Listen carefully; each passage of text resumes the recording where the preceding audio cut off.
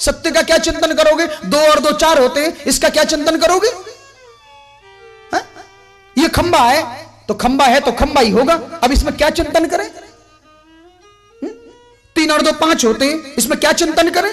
5 का मतलब 5 ही होगा, 6 और 7 थोड़ी होगा। जो सत्य है उसका क्या चिंतन करना? परमात्मा हमारे हैं, वो तो है ही, इसमें क्या चिंतन करना?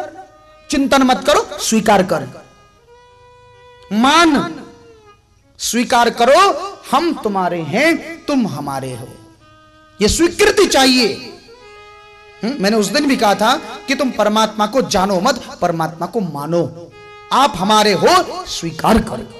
स्वीकार करना ही सबसे बड़ा सत्य है, यही सत्संग है। सारी कथाओं का एक ही सार है कि गोविंद तुम हमारे हो और हम तुम्हारे हैं। ये सारी कथाओं का निचोड़ है। और कृष्ण प्रसंग में, भगवान कृष्ण जन्म के प्रसंग में जाने से पूर्व श्रीमद् भागवत में एक ऐसा ही महान चरित्र की गाथा है जिनका नाम है अम्बरीश। वो कृष्ण को अपना कहते थे। सबई मन कृष्ण पदारविंदयो। अम्बरीश के चरित्र के लिए श्रीमद् भागवत में कितने सुंदर शब्दों का प्रयोग किया, जरा एक एक शब्द को गौर से सुनिए। अम्बरीश सूर्यवंशी राजा, भगवान श्री राम के पूर्वज। सबही मन कृष्ण पदारविंदयो। अपने मन को श्री कृष्ण के चरणों का, कृष्ण पदारविंदयोर, श्री कृष्ण के चरणों का चिंतन, श्री कृष्ण के चरणों में ही केवल ध्यान रमाए रहते थे। वो मन से मानते थे कि मेरे गोविंद ही मेरे हैं। यद्यपि राजा थे, राजा होने के बावजूद अपनी राजसभा में राजनीति की चर्चा नहीं करने देते।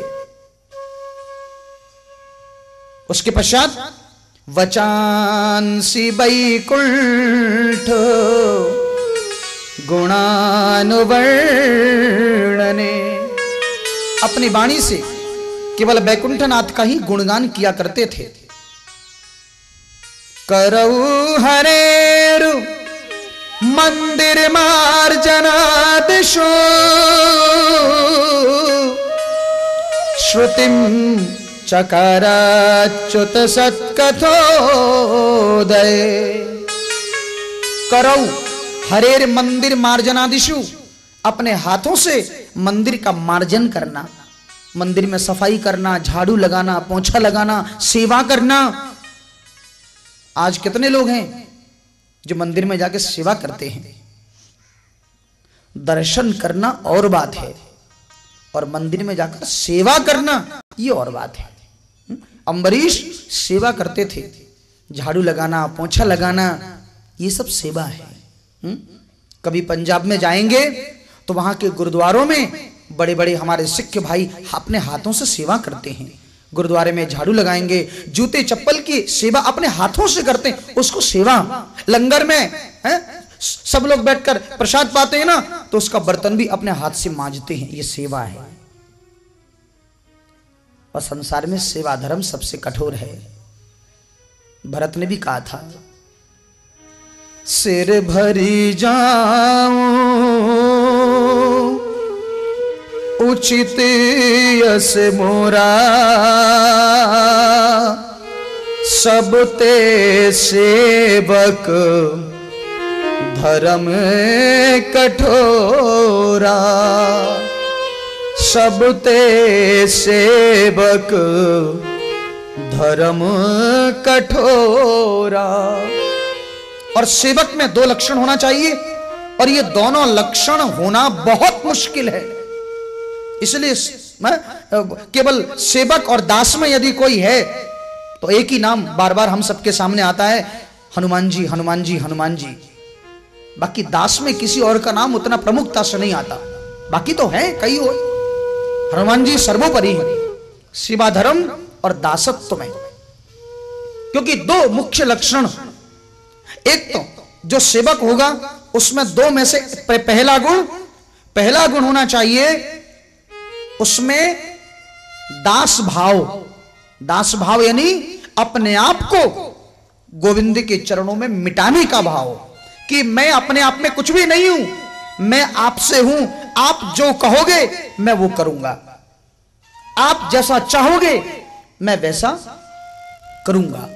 ये दासत्व है, यानी मेरी अपनी कोई सत्ता नहीं है, आप जैसे चाहो मैं वैसा ही करूं।